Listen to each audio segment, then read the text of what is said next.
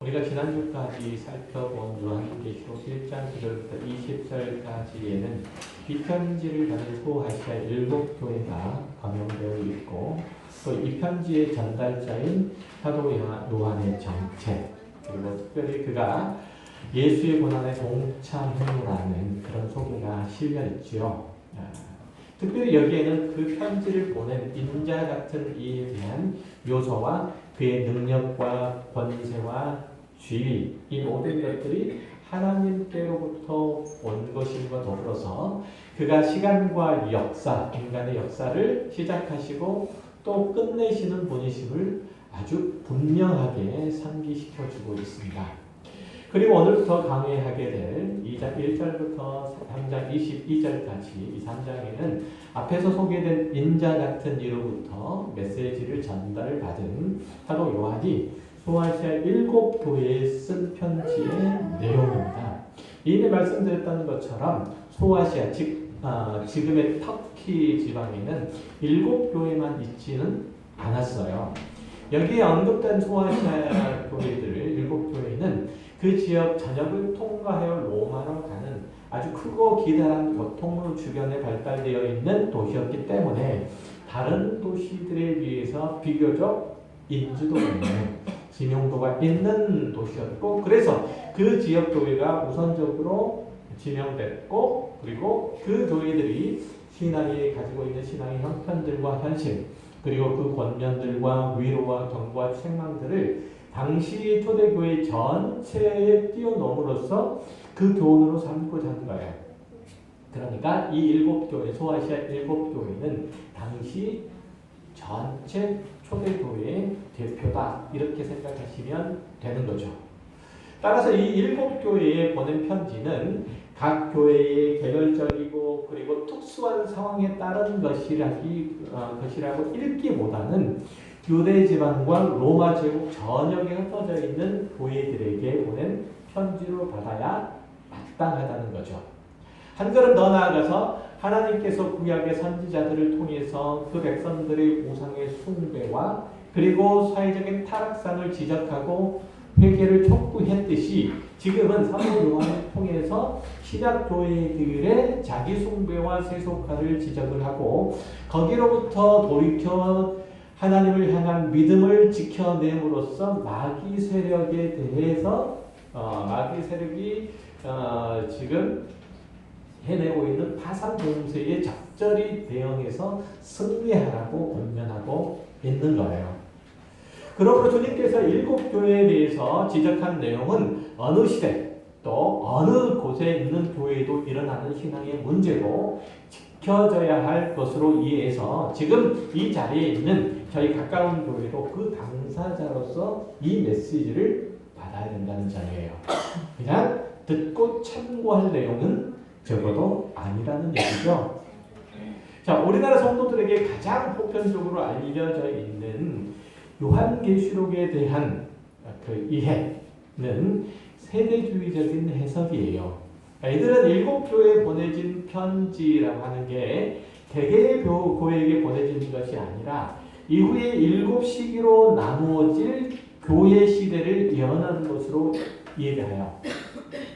다시 말해서 에베소 교회는 초대교회 시대, 서머나 교회는 박해 시대인 교부 시대, 버가모 교회는 콘스탄틴 황제 시대, 두아디라 교회는 중세 시대, 사대 교회는 종교교회 시대, 그리고 빌라델피아는 18세기, 19세기, 그리고 마지막 라오디게아 교회는 현대를 대표한다고 봐요. 제가 그럴듯한 해석처럼 보여져요.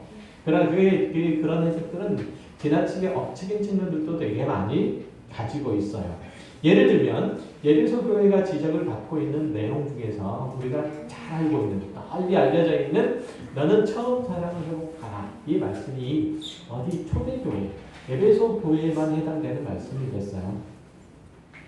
사실 7교회에 보낸 편지와 같은 그 형식의 경고 혹은 회개의 촉구는 구약 성경에서도 등장하고 있다는 점이에요. 에스겔서 25장에 보면 25장에서 이 32장까지 내용들을 보면 하나님께서 선지자 에스겔을 통해서 이스라엘 주변의 7 이방 나라들에 대한 심판의 메시지를 보내시거든요. 그 나라들은 어떤 나라냐면 우리가 잘 아는 모압, 암몬, 에돔, 블레셋, 두로, 시돈, 그리고 맨 마지막으로 애굽. 이 7 나라인데 이는 전체 이방 나라들을 상징적으로 나타내는 거야. 이 나라들에 대한 예언의 메시지를 전달할 때 에스겔은 뭐라고 늘 덧붙이냐면 여호와의 말씀이 내게 임하여 이르시되 라고 하는 전형적인 예언적인 어투로 시작하고 있는데 요한계시록, 이 요한계시록의 각 교회에 보낸 편지에도 누가 누구에게 이르시되 라고 말함으로써 이게 분명히 이 메시지의 기원이 누구다? 하나님이심과 그 예언을 받는 이가 이스라엘을 제외한 이방인을 아주 분명하게 그렇게 얘기를 하고 있다는 점이에요. 따라서 이 7 교회에 보낸 편지는 특정한 수신자를 가지고 있지만 그런 편지 형식을 빌려서 소아시아 전체 교회, 더 나아가서 역사 가운데 존재하는 모든 유형의 교회에 보낸 종말론적 메시지라고 보면 돼요. 또한 이 편지들 끝에 나오는 이기는 자에게는 무엇을 주겠다라고 하는 어구도 이 종말론적인 약속을 제시하는 것으로서 당시 교회 성도들뿐만 아니라 지금 여러분에게도 마찬가지로 그 약속을 주고 있는 것으로 받으셔야 돼요.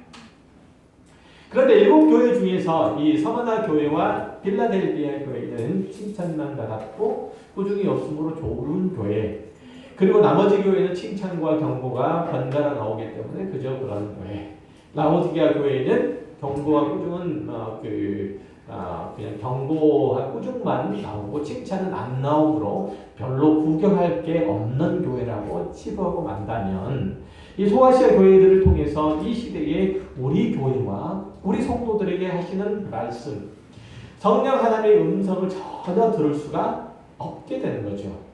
이 편지의 말씀은 하나님께서 그 사랑과 애정과 긍휼히 여기는 마음으로 이 7 교회를 통해서 지금 우리 교회와 여러분에게 주시는 칭찬과 책망과 위로와 경고인 줄 알고 겸손히 받으셔야 돼요.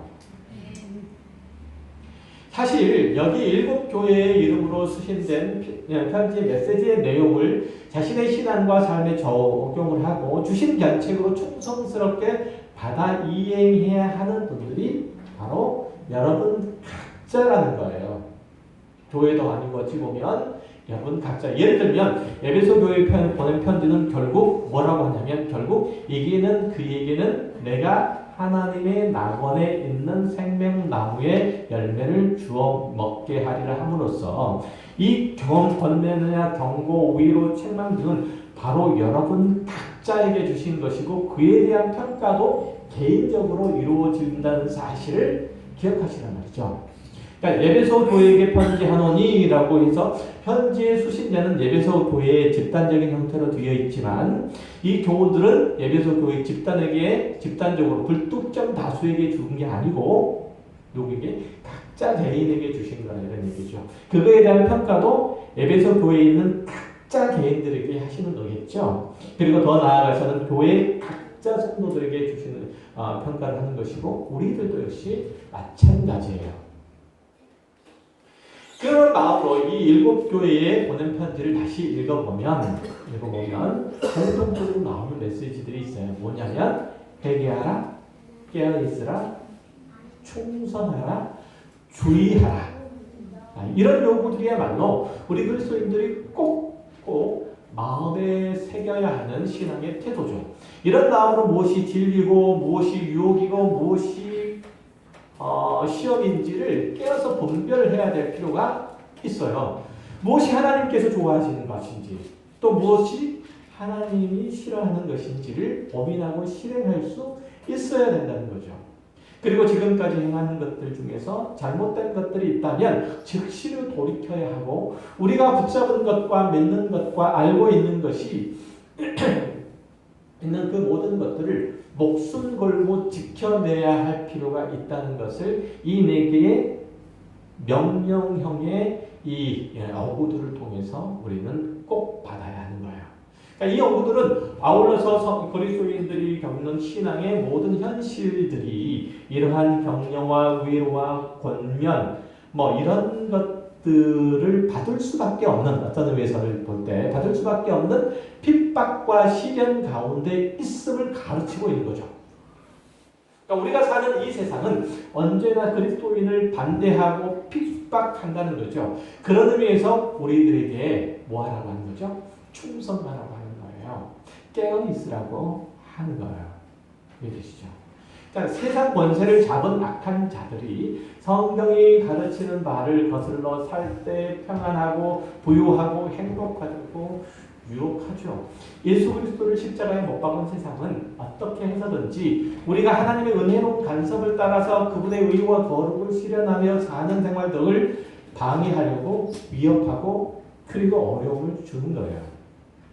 그래서 그리스도인들은 밖으로 나가서 세상의 권한 가운데 있을 수밖에 없고 안으로는 또한 자신의 옛 습관과 옛 성품과 싸워야 되고 자신의 삶의 안이함과 매너리즘과 싸워서 이겨야 돼요.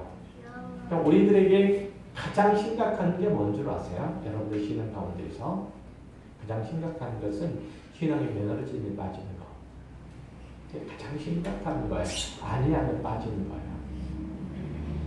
서변화 교회는 심한 환난과 공핍한 가운데 시달렸지만 믿음으로 이겨냈고 라오디게 교회는 물질적으로 부유하고 핍박 없이 평안했지만 그리스도인 된 자기 자신의 정체성을 잃어버렸잖아요. 그 교회는 소위 배불고 등 따뜻한 데서 오는 영적 해이함과 삶의 방만함과 싸워야 됐지만 그냥 분별력을 다 잃어버리고 이게 좋은가 보다. 하나님께서 이런 형편과 상황을 우리들에게 허락하신 것은 우리들의 신앙의 행태와 삶의 내용들이 하나님 보시기에 흡족하기 때문에 그런 것이라고 이해하고 말았습니다. 그러니까 그들이 바로 영적인 소경이 되어버린 거죠. 요한계시록 3장 17절에서 뭐라고 말하냐면 그래서 내가 말하기를 나는 부자라 부요하고 부족한 것이 없다 하나 내 권고한 것과 가련한 것과 가난한 것과 눈먼 것과 벌거벗은 것을 알지 못하는구나.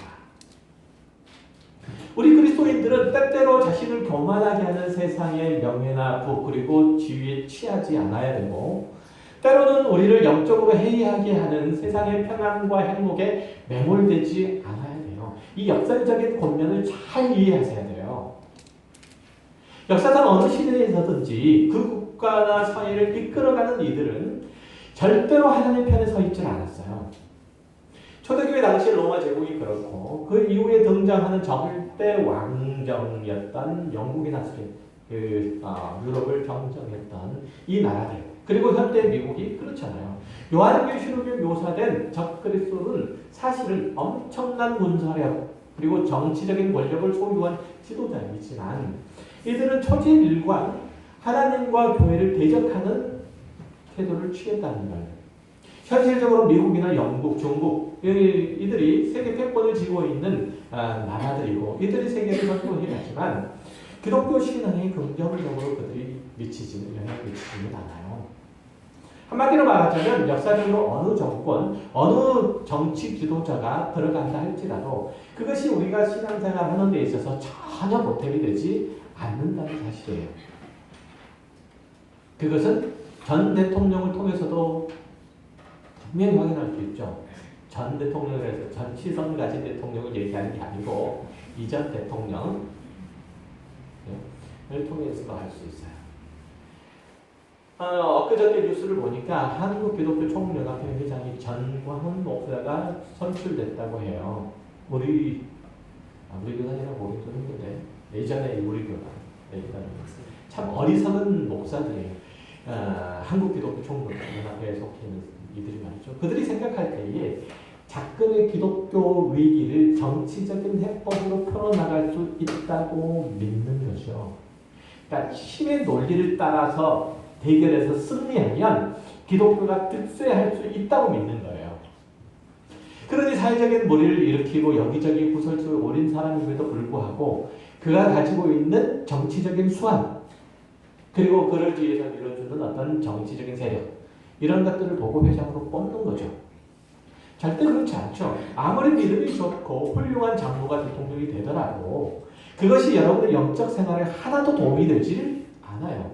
여러분이 하나님의 나라에 속한 백성으로서 이 세상과 싸우는 종말론적인 전투를 하는 그런 중이고 그런 삶을 살아가고 있는 건데 그 전투를 승리로 이끌기 위해서 누군가 세상의 정치적인 군사적인 경제적인 어떤 지도자의 도움이 필요치 않아요. 우리가 하나님의 사람으로 사는 데 있어서 세상의 환경과 조건들이 전혀 필요치 않아요. 전혀 필요치 않아요. 전혀 무의미.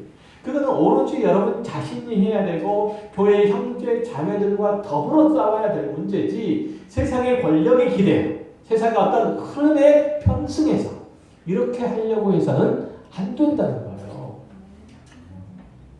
그래서 그리스도인으로서 똑바로 살면 사는 데 있어서 서울대 가는 게 중요하지 않아요. 그렇죠? 다른 사람은 돈 많이 버는 거 그게 중요하지 않아요. 그리스도인으로 똑바로 사는 데 있어서는. 마태복음 24장에 보면 예수님께서 예루살렘 성전의 파괴 그리고 이스라엘의 멸망을 이제 예언을 하시죠. 3절 이하의 말씀을 보면 이렇게 되어 있어요. 예수께서 감난산 위에 앉았을 때에 제자들이 저에게 와서 이르되 우리에게 이르소서 어느 때 이런 일이 있겠사오며 또 주의 임하심과 세상 끝에는 무슨 징조가 있사오리까. 예수께서 대답하여 이르시되 너희가 사람의 미혹을 받지 않도록 주의하라. 많은 사람이 내 이름으로 와서 이르되 나는 그리스도라 하여 많은 사람을 미혹하리라. 난리와 난리의 소문을 듣겠으나 너희는 삼가 두려워하지 말라. 이런 일이 있어야 하되 아직 끝은 아니라 민족이 민족이 나라가 나라를 대적하여 일어나겠고 곳곳에 지근과 지진이 있으리니 이 모든 것은 재난의 시작이라. 그때의 사람들이 너희를 환난에 넘겨주겠으면 너희를 죽이리니 너희가 내 이름 때문에 모든 민족에게 미움을 받으리라. 그때 많은 사람이 실족하게 되어 서로 잡아 주고 서로 미워하겠으며 거짓 선지자가 많이 일어나 많은 사람을 미혹하겠으며 불법이 성함으로 많은 사람의 사랑이 식어지리라. 그러나 끝까지 견디는 자는 구원을 얻으리라. 이 천국 복음이 모든 민족에게 증언되기 위하여 온 세상에 전파되리니 그제야 끝이 오리라. 이런 구절을 읽었으니까 종말에 대해서 특히 임박한 종말에 대해서 위기적으로 그리고 위협적으로 설교를 했으면 좋겠죠. 이 일들은 실제로 주 70년에 유대인들이 로마 제국의 한거에서 폭동을 일으키자 로마의 베스파시아누스 장군이 그의 아들 틱수스와 함께 예루살렘에 진격해 들어와서 약 4년 동안 솜을 뺑 둘러싸서 에워싸서 고사작전을 펼치게 되죠. 결국은 완전히 무너뜨려 버리는 거죠. 그러나 이 예언의 말씀들은 예루살렘의 그 멸망들만 말하는 게 아니고 이 세상의 역사와 권세들의 최종적인 종말도 함께 말해주는 이중적인 의미를 가지고 있어요. 이 내용들을 쭉 읽어보면 예루살렘의 종말만을 얘기하고 있지는 않다는 걸 금방 알 수 있어요. 그렇죠? 그런데 이 마지막 때에 일어날 일들을 살펴보면 그 첫 번째가 뭐냐면 자연재해 그리고 그로 인한 궁핍함 그리고 두 번째는 민족과 민족이 나라와 나라가 서로 대적하여 자신들의 번영과 영광과 부유함을 위해서 다른 나라와 민족들, 약하고 힘이 없는 이런 나라와 민족들을 대적해서 다양한 방법으로 침탈하고 상대 것들을 빼앗아 자기 배를 채우기를 즐거워하는 그런 것. 그리고 가장 심각하지만 가장 교묘하게 그리스도인들을 공격하는 것이 바로 세 번째 거짓 그리스도의 등장. 이죠. 이 부분을 조금 심도 있게 좀 고민을 해보면 잘 들으세요. 그리스도는 메시아라는 뜻이죠. 크리스투스 헬라어는 크리스투스요. 히브리어는 메시아예요. 그렇죠? 구원자라는 뜻이죠. 세상을 구원하겠다는 자가 와서 기독교 신앙을 왜곡하고 오도하고 모욕하려고 시도할 거라는 얘기죠. 거짓 그리스도는 통일교의 어떤 문선명이나 신천지 이만희 등 단지 이단의 괴수만을 말하지 않아요. 그것은 그리스도인으로 하여금 복음의 진리와 생명의 말씀에 창념해서 그것들을 따라 살지 못하도록 하는 모든 이론과 사상과 신념 이런 것들을 포함하는 것이고 그 흐름들을 포함하는 것이고 이런 것들이 분별하기가 더 어렵지요. 더 어렵죠. 예를 들면 내가 믿는 하나님은 전능하시고 그가 내 뒤를 다시 봐주신다고 하는데 내 인생이 왜 이렇게 고달픈가? 예수를 믿으면 평안과 기쁨과 안식이 있는데 내 인생은 왜 경랑 속에 휘말린 것처럼 그렇게 올라갔다 내려갔다 정신을 못 차리겠고 맨날 비포장도를 달리는 것처럼 쿵쾅거리만 할까? 이런 생각이 거짓 선지자들이 심어주는 거예요. 위태형. 이 세상을 살아갈 때는 뭐니 해도 머니가 최고 아닌가? 무슨 수를 써서라도 돈을 벌면 나중에는 다 용서가 돼. 우리의 구원은 예수가 이루는 것이 아니고 인류의 과학기술이 발달하고 우수를 발달해서 인간의 수명이 획기적으로 늘어나고 녹색혁명이 일어나서 먹거리에 대한 염려가 없어지는 거야. 세상은 절대 진리가 없는 곳이야. 세상에서 절대 진리를 얘기하는 것은 악당이야. 기독교가 그렇게 외쳤던 지난 역사를 돌이켜보면 종교를 빙자해서 권력을 장악하고 신앙을 볼모로 잡아가지고 개인의 자유를 박탈했던 그런 짓을 하지 않느냐. 이런 거죠. 이런 거. 우리 생각과 마음들도 사실은 이런 류의 사설들이 어느 정도 사로잡혀 있는 거죠. 그러니까 복음의 진리 대신에 우리에게 평안과 안정과 구원을 주겠다고 허위 주장하는 것들이 모두 거짓 그리스도라고 그렇게 보면 돼요. 자, 이 시대의 청년들의 형편, 신앙 형편을 좀 보세요. 이들이 예수를 자신의 삶의 현실에 닥친 모든 문제를 해결하는 그리스도라고 믿습니까? 답을 줄 수 있는데요. 그들이 하나님과 그분이 주시는 말씀의 권위 아래 무릎을 꿇고 있는지요. 예수 그리스도의 십자가의 고난과 그로 인한 부활 승리가 자신의 앞날들을 실제로 열어주고 그 복음 안에서 사는 것이 결국은 영광의 면류관을 쓰는 유일한 길이라고 믿습니다. 별로 그래 보이지 않아요. 왜냐하면 부모로서 우리가 그렇게 살아오지 않았기 때문에 그래요. 70년대, 80년대 개발시대, 산업화시대 함께 성장해온 한국의 기독교는 물질적인 번영, 세상의 지위 획득 이것이 곧 하나님의 축복이라고 그렇게 선전해왔죠. 그리고 어느 정도 그렇게 되는 것처럼 보였고 그것이 이제 기독교의 프로파간다가 돼버린 거예요. 그러니까 요즘 젊은 세대들에게는 이게 전혀 안 먹혀요. 예. 이들은 기본적으로 가난이라는 게 얼마나 무서운지 몰라요. 그러니 예수를 믿으면 부자가 됩니다. 이런 말이 그들의 귀에 들려오겠어요. 손만 뻗으면 자신이 원하는 것을 다 얻을 수 있으니까 천국은 이렇게 환경이 좋은 곳이야 라고 광고하는 내용이 그들의 마음을 사로잡을 수 있겠어요. 그런데 부모들은 여전히 이런 것들에 매달려서 신앙생활을 한다거나 아니면 자신들이 잘 먹히지 않는 윤리 도덕적인 정서 함양을 하는 정도의 교훈을 받는다거나 인간의 종교적인 의존 감정들 때문에 매주일 예배의식에 참여하는 것에 그치고 있는 거예요. 그런 정도의 신앙으로 자녀들에게 그것을 강조하니까 자녀들이 기뚱해도 닿지 않는 얘기가 되어버리고 만 거죠. 예수를 믿는 것은 진리를 따르는 행위로서 물든 행위로서 죄악에 물든 세상의 이치와 질서와 가치에 저항하는 일들을 동반하는 거예요. 필연적으로. 그러니까 내가 구원을 받은 하나님의 자녀가 됐으면 세상의 이치, 세상의 질서, 세상의 가치를 거스르는 일들은 반드시 일어나게 돼요. 그래서 예수를 믿는 행위에는 환난과 핍박과 시련과 유혹과 재앙이 뒤따르게 되는 거죠. 따라서 참다운 신앙으로 살아가려고 하면 늘 어렵고 힘이 들기가 마련이죠. 아니 목사님, 저는 진실한 신앙인으로 살고 있는데도 평안하고 형통한 삶이 계속되는데요. 이렇게 말하시는 분이 있을지 몰라요. 그런 생활을 하시는 분들이야말로 기적을 맛보고 있는 거예요. 기적을. 그 사람의 신앙이 닥치는 어려움들을 지금은 감당할 수 있는 능력이 없어서 하나님께서 잠시 그 훈련을 유예시키고 계시는 거죠. 마치 취학 연령이 되었는데도 학교 수업을 따라갈 수 없어서 1, 2년을 꿀리고 계시는 게 틀림없는 거예요. 8살이 됐는데 키도 작고 말귀도 잘 못 알아듣고 그래서 학교를 못 보내고 있는 거예요. 본인이 아니면 학교에 안 가겠다고 농뚱이 뿌리고 있는 것인지도 몰라요. 이게 둘 중에 하나예요. 우리가 소망하고 기다리고 있는 천국은 그런 의미에서 볼 때 이 땅에서 연습해야 가는 것이고 이 땅에 그런 의미에서 또 이 땅의 연장선상에 있는 게 결코 아니에요.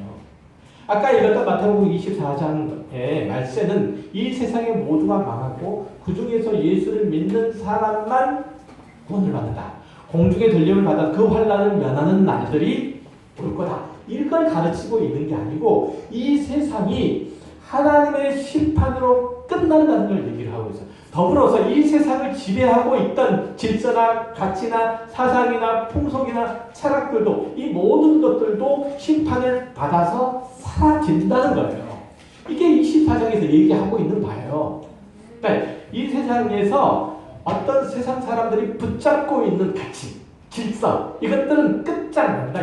이제 끝장나고 그때까지 남아있는 것들이 있다면 이 땅에 침투한 하나님의 나라의 주권과 그 아래 살았던 그들의 삶의 방식과 목적들 외에는 아무것도 없다. 이걸 얘기를 하는 거예요. 이게. 다시 말해서 이 세상과 어느 세상은 전혀 연속성이 없어요. 그래서 정말 끝이라는 표현을 써요. 끝. 이 세상과 어느 세상은 연속성이 없다. 그래서 끝. 그러니까 우리는 이 땅 가운데서 어디서 살아요? 이 땅에 살지만 세상을 삽니까? 하나님의 나라를 삽니까?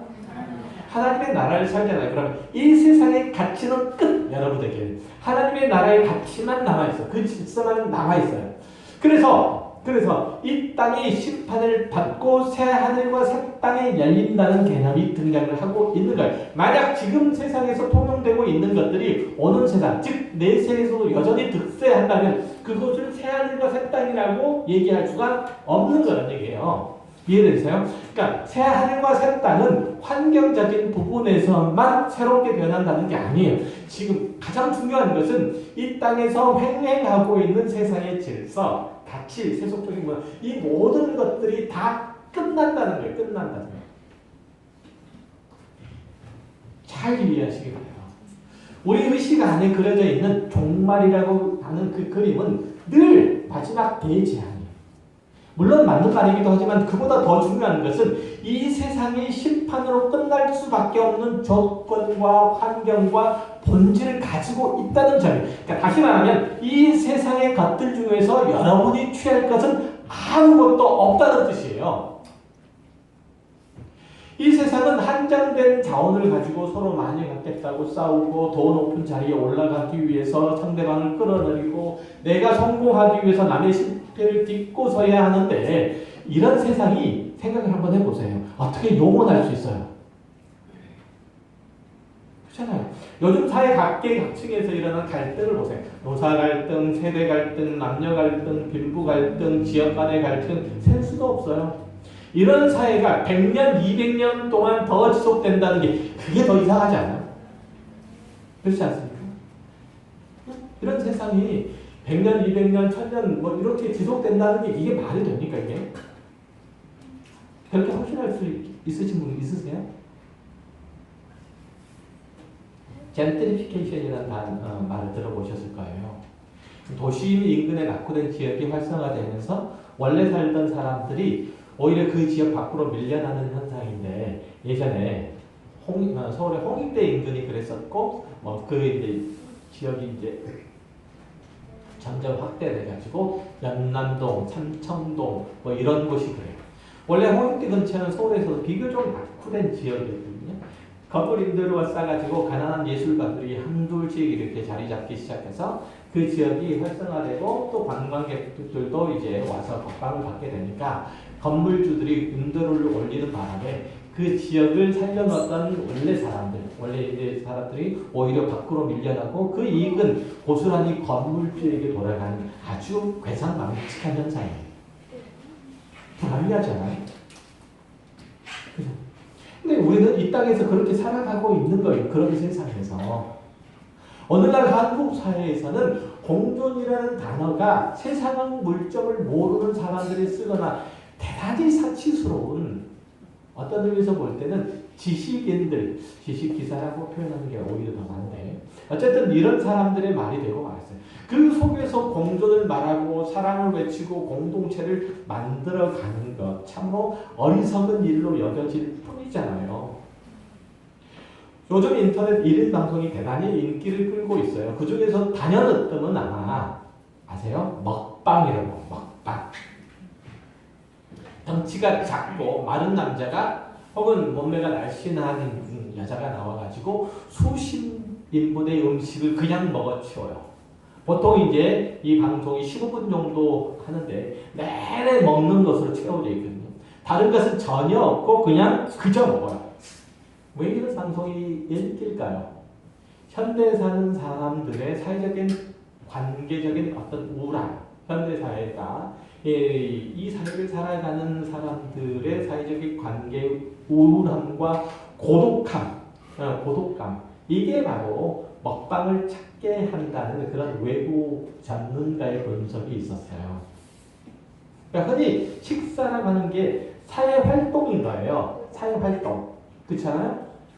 그죠? 사회활동의 식사는. 그런데 현대인들이 스스로 고립되어서 단지 생존을 위해서 먹는 행위만을 할 뿐이에요. 그러다 보니까 이게 고통스러운 거죠. 괴로운 거죠. 원래 인간이란 존재는 어떤 존재? 사회적인 존재. 관계 속에서 자기 정체성을 발견하도록 지음받은 존재예요. 왜냐하면 하나님께서 그렇게 존재하시기 때문에 그런 존재로 또한 인간을 창조하셨기 때문에 그렇게 존재해요. 그런데 혼자 그렇게 고립된 생활하는 게 괴롭죠. 고통스럽죠. 특별히 밥 먹는 게. 그래서 컴퓨터나 스마트폰을 켜놓고 그것을 보면서 그 상대방과 함께 밥을 먹어요. 그럼 조금 더 쉽게 먹을 수 있으니. 그래서 딱 15분이에요. 밥 먹는 시간 15분이잖아요. 아 진짜요? 그건 제가 분석한 건데 그런 것 같아요. 그런 것 같아요. 딱 15분이에요. 아마 그렇다고 그럴 거예요. 아마. 거의 대부분 15분 정도 됐어요. 아까 읽었던 마태복음 16장 19절 이하에 보면 이렇게 얘기하죠. 아까 읽었던 부분 아니구나. 마태복음 16장 19절 이하에 보게 되면 그때 많은 사람이 실족하게 되어 서로 잡아주고 서로 미워하겠으며 거짓 선지자가 많이 일어나 많은 사람을 미혹하겠으며 불법 성행함으로 많은 사람의 사랑이 식어지겠다. 이렇게 말해요. 그러니까 세상의 종말이 오게 되면 사람들이 서로 싸우고 악을 행하고 그리고 자기 목숨을 연장하기 위해서 다른 사람들의 목숨을 빼앗으려고 할 거라는 얘기죠. 마치 적자 생존의 정글처럼 되어서 조금이라도 여유를 주거나 빈틈을 보이면 여지없이 잡아먹힐 것 같아요.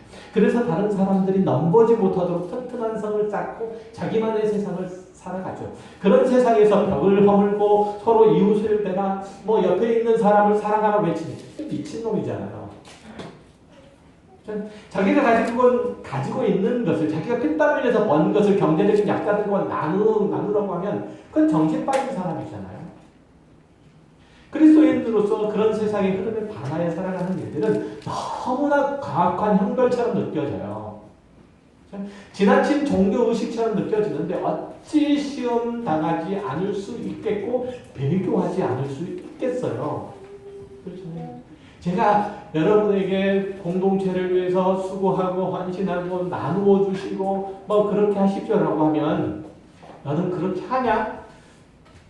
이렇게 당장 반발부터 하잖아요. 왜? 힘든 거야. 이 세상에서 그렇게 살면 죽을 것 같으니까. 그래서 뭘 한다고요? 배교하는 거예요. 배교를 해요. 그러니까 내가 그것을 내 신앙의 내용들로 가지고는 있지만 그건 가지고 있지만 절대 그걸 쓰지는 않아요. 그렇게 되는 겁니다. 그러니까 서로에 대해서 무관심하고 냉랭한 2019년 한국 사회에서의 삶의 방식을 거부하고 하나님에 대한 뜨거운 사랑으로 순종인 마음들로 우리 죄를 대신해서 당신의 목숨을 초계처럼 십자가에 내던지신 예수 그리스도를 따르는 충성된 마음으로 교회와 이웃을 위해서 기꺼이 자신을 내어주는 것이 마치 순교하는 것과 같을 수밖에 없다는 거예요. 그러나 이것이 하나님의 주권을 따라 살아가는 순결한 하나님의 백성들의 모습이라는 거죠. 이것이 예수 그리스도께서 이 땅에 가지고 오신 이 땅에 현재하는 하나님의 나라를 살아가는 거예요. 여러분은 이런 삶을 살고 계시죠? 살고 계세요? 아니면 그런 삶을 살기로 결단하세요. 여러분이 구원을 받으셨습니까? 구원은 한 사람의 전 존재가 세상 나라에서 하나님의 나라로 옮겨진 거예요. 그러면 지금 여러분은 하나님의 나라를 살고 계셔야 돼요.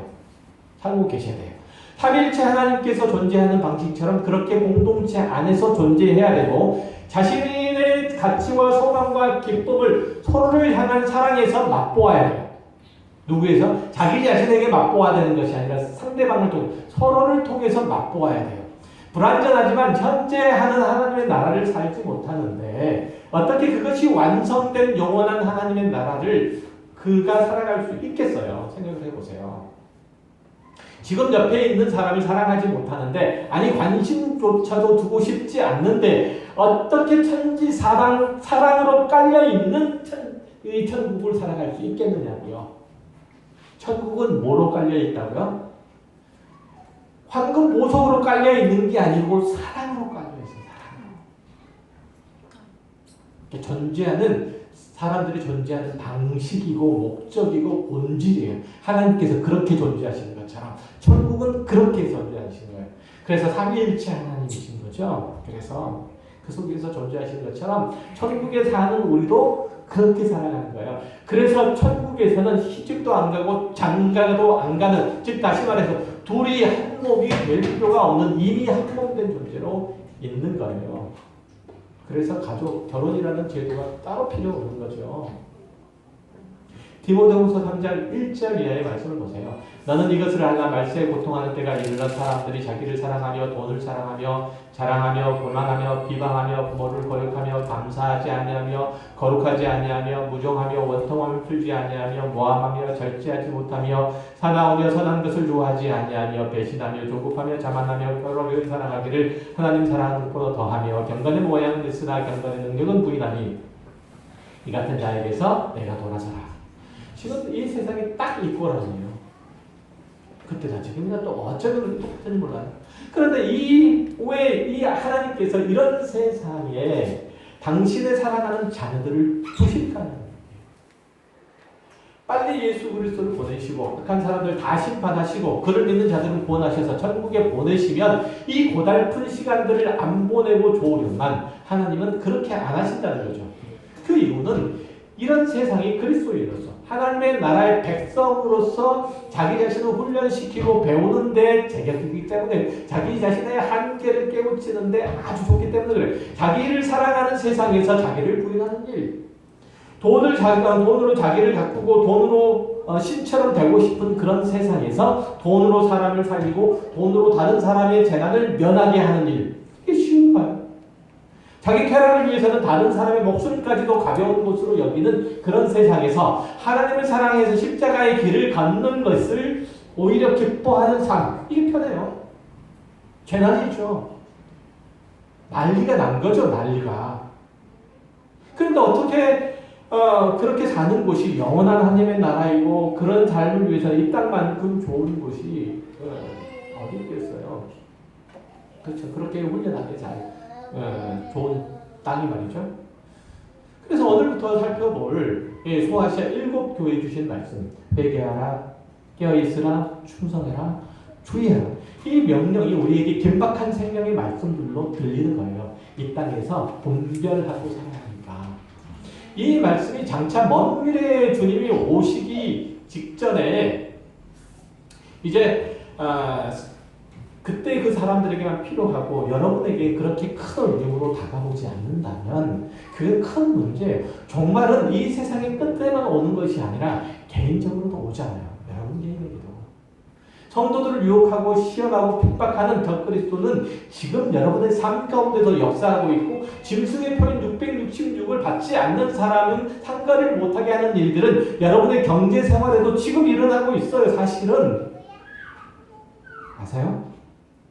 가만 생각을 한번 해보세요. 눈 한번 딱 감고 못된 짓 하면 수천만 원, 수억 원이 생기는데 그리스도인으로서 그렇게 하지 못함으로 그걸 삼가하는 것. 그거는 이마에 660역을 받는 것, 받지 않는 것과 뭐가 달라요? 뭐가 달라요? 주님 오셔야만 세상의 끝인가요? 아니에요. 우리 개인적으로도 얼마나 더 살지 아무도 몰라요. 여기서 가장 나이 든 사람부터 죽는다는 보장을 누가 해요? 누가? 나는 지금 30세이니까 아직 50년은 이상은 남지 않았나. 한참 남았으니까 돈 올라고 준비해야지 뭐. 이렇게 생각해도 되는 게 아니잖아요. 하나님께서 여러분을 몇 살 때까지, 몇 살 때 그 자녀를 부르셨는지 저는 잘 알지 못하지만 그런데 어느 때부터 신앙생활을 했던지 몇 살 때 부름을 받았던지 그때부터 하나님의 사람으로 사는 일들을 해내야 되는 거예요. 그 게을러서는 안 되는 거죠. 거꾸로 생각하면 여러분들이 아주 어렸을 때부터 부름을 받았다면 그렇게 여러분들이 즐겨서 오랫동안 훈련해야 된다고 생각을 해서 그래서 부름을 받았다고 생각을 하세요. 아, 내가 그렇게 즐긴 존재구나. 여러분 모태신앙 있으시죠? 모태신앙 손 좀 들어보시죠. 모태신앙 이분들이 제일 가장 즐긴 분들이에요. 그분들 제일 즐긴 분들. 그래서 그렇게 생각해야 된다. 그러니까 즐긴 거니까 꼭꼭 잘 씹어야 돼요. 잘 씹어서 그렇게 부드럽게 해야 돼요. 특히 연습을. 그러니까 부지런히 세상에서 나와서 하나님께 속하는 싸움을 해야 되는 거죠. 히브리서 3장 12절 이하의 말씀을 볼게요. 형제들아 너희는 삼가 혹 너희 중에 누가 믿지 않는 악한 마음을 품고 살아계신 하나님에게서 떨어질까 조심할 것이요. 오직 오늘이라 일컫는 동안에 매일 피차 권면하여 너희 중에 누구든지 죄의 유혹으로 완고하게 되지 않도록 하라. 여러분은 오늘 하나님을 대적하는 적그리스도 즉 세상 풍조와 싸워서 이겨야 돼요. 실패할 수도 있지만 안 하는 것과는 전혀 달라요. 실패해요. 그럴 수밖에 없고요. 그러나 안 하는 것과는 달라. 미리 포기하고 놀아버리는 것은 안 될 거니까. 그는 한 달란트를 받아서 땅에 묻고 주인이 올 때까지 기다린 미련하고 악하고 게으른 종과 똑같은 거예요. 정말 여러분이 구원받은 사람이라면 하나님의 은혜를 아는 사람이라면 내가 이렇게 엉망으로 내 멋대로 살면 하나님께 심판받을 텐데 이런 두려움으로 사는 거예요. 야고보서 2장 12절이 뭐라고 고문하세요? 야고보서 2장 12절 함께 읽을까요? 너희는 자유의 율법대로 심판받을 자처럼 말도 하고 행하기도 하라.